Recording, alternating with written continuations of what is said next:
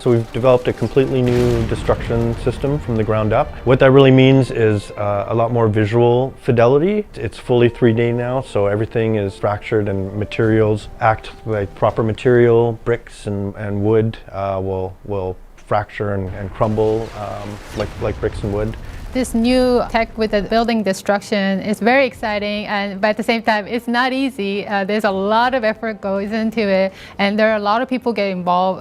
Not only artists, there's tech artists, programmers, designers, to ensure that we're achieving the look right and it feels right for the player.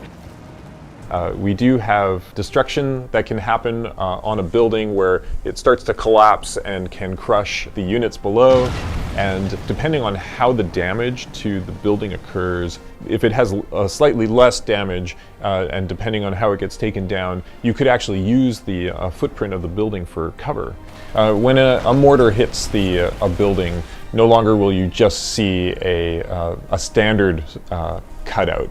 Instead, what you'll see is the actual hole that would have been generated where it hit. And not only that, the plaster will have flaked off, and you'll see that brick behind. The brick might even be damaged, and you'll see maybe something else underneath that.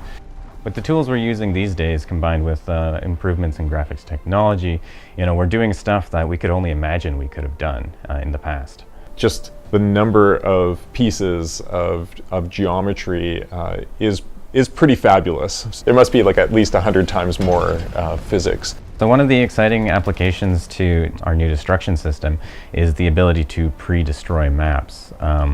We have this option to basically, while the map is loading, we can drop a bunch of bombs over top of the map, and then it all explodes and blows up, and then we can apply additional dressings to that map, and then when the player loads in, they see this beautifully destroyed map, and that's all ready for them to play around in. In the previous game, we would have probably provided more smoke to hide some things. And you know what? Our effects really were amazing for our previous titles. But now all of that is something that we're actually putting into the game. All the destruction you see is almost a one-to-one relationship now. If you saw a table get destroyed, that table is destroyed in its pieces, and those pieces will be strewn about. And when you're destroying the building, the same thing.